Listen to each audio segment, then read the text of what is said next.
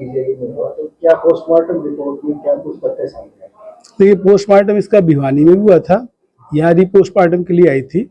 जो टेस्ट लिए गए, जो किए गए, जो विसरा हमने भेजी थी उसमें पॉइजन आया है।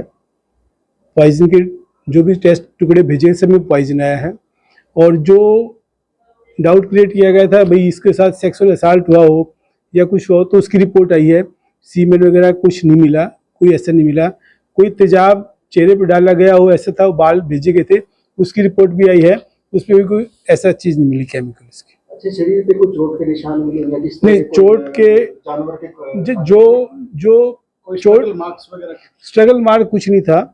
घुटने पे जो छोटे छोटे 2 निशान मिले गए हैं, वो टेस्ट के लिए भेज दिए इन्होंने कि कोई चोट मिल जाए। बाकी जो लेडी के अंग के सारे टुकड़े जो चेक किए गए, कोई चोट के निशान नहीं थे।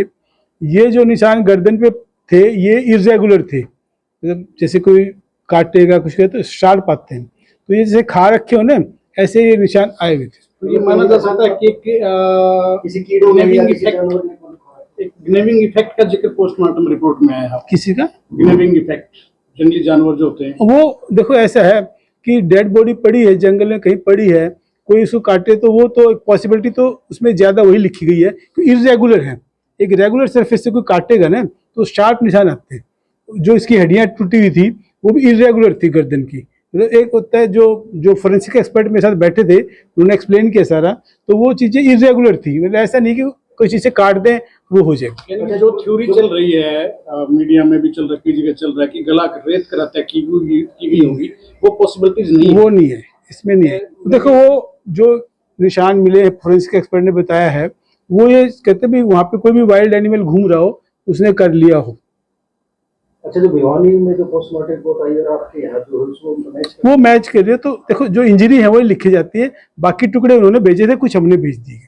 एक रिपोर्ट अभी आनी और बाकी है, वो बहुत प्राइमरीली बहुत ज़्यादा नहीं। जो भी हमने डाउट किया है कि ये चोट का निशान है, जिसे काटने का निशान है, कि ये पहले का है बाद का है, उस पर कोई डाउट ना रहे तो उसको हमने निपटाने के लिए 3-4 दिन में रिपोर्ट आ जाएगी उसकी। पर जो पॉइजन आ गया सारे टिश्यूज में पॉइजन आया है, जो मेरे ख्याल पुलिस ने जो बता रहे थे कि रिकवर भी किया है दुकान से, जो भी है देखो वो पुलिस का काम है, हम तो उस पर टॉक्सिकोलॉजी रिपोर्ट जो आई है उसमें किस किस्म का पॉइजन मिला है मैं बताता हूँ आपको। क्रोटोफोस छिड़काव में यूज होता है। हाँ, ऑर्गेनोफॉस्फोरस है, मोनोक्रोटोफॉस इंसेक्टिसाइड है जो हाई कंसंट्रेशन में होता है और बॉडी में जाएगा तो नेचुरल। फिर ये कंज्यूम करने के कितने देर बाद जिसकी मौत हो जाती है? देखिए ये तो रिएक्ट करता है कि कितना क्वांटिटी में पिया गया, कितना क्या गया। वो तो जो टाइम ऑफ डेथ जो उन्होंने दिया है 3 to 4 days का दिया है, जो मैच करता है उनके हिसाब से, क्योंकि बरसात के टाइम में बॉडी डिकम्पोज जल्दी होती है। जैसे गर्मी ज़्यादा खाना पर रखते हैं, गर्मी हो सर्दी हो तो खाना वैसे बॉडी भी रिएक्ट करती है। तो एक अंदाजे से मतलब जो रिपोर्ट में बताया गया है 3 से 4 दिन का फोरेंसिक एक्सपर्ट ने उसको दिया है। Is it possible कि साइड केस रहा होगा, पॉइजन कंज्यूम किया गया? देखिए ये तो हम नहीं कमेंट कर सकते, क्योंकि कोई खिलाया गया हो वो तो बड़ा मुश्किल होता है। ये है कि पॉइजन मिला है। हाँ बिल्कुल, मैंने आपको बताया मोनोक्रोटोफॉस कैनेटिक वाइस चांसलर का फोन है, एक मिनट वाइस चांसलर का फोन। सर, परिजन आशंका जता रहे हैं कि उसके साथ रेप हुआ है, क्या पोस्टमार्टम रिपोर्ट में? पोस्टमार्टम रिपोर्ट में जो रेप के होते हैं, देखो यंग लड़की हो जबरदस्ती करे तो रेप के तो इंजरी मार्क है, ना तो सीमेंट के एविडेंस मिला उस पर, ना कोई इंजरी मिली इसकी। और जो बाल के टुकड़े लिए गए उस पर कोई चीज़ नहीं मिली है। बाल के टुकड़े एग्जामिनेशन के लिए रख दिए, तो डीएनए टेस्ट के लिए पुलिस से मेरी बात हुई थी, तो डीएनए टेस्ट भी होगा। मान लो कोई बाल उसमें आइडेंटिफाई करते हैं, किसी को पकड़ते हैं, जो देखने पे आया है, जो रिपोर्ट में आया है वो उसमें नहीं मिला। रेप की पुष्टि नहीं हुई। तो कितने डॉक्टर्स की जो टीम?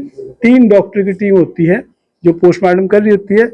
यहाँ पे जो हम एक्सपर्ट थे मेडिसिन से थे, जिसने पोस्टमार्टम किया था वो 2 डॉक्टर थे फोरेंसिक के थे, और एक फोरेंसिक के हेड थे, एक पैथोलॉजी थे जो इन चीज को करते थे। तो श्योरली ये कह सकते हैं डॉक्टर साहब कि इसमें ना तो सेक्सुअल असॉल्ट है और ना ही ये गला काटने वाली जो थ्योरी है वो है। दोनों बातें इसमें सामने एज पर रिपोर्ट नहीं आई है। सेक्सुअल असॉल्ट देखिए इंटरकोर्स होता है उसकी हम बात कर रहे हैं, अब किसी को छू ले, उसी को कोई सेक्सुअल असॉल्ट कह दे तो बात अलग हो जाती है। तो डेफिनेशन वेरी करती है हर जाति के लिए, लेकिन इंटरकोर्स के लिए कोई एविडेंस ऐसा मिला नहीं, क्योंकि अगर कोई प्यार से तो होगा नहीं, जबरदस्ती होगा तो नेचुरल इसकी कोई तो स्क्रैच मिलेगा। जो फोरेंसिक एक्सपर्ट ने मुझे बताया कि इसका में ऐसा कोई एविडेंस नहीं मिला, ना इस सीमेन मिला।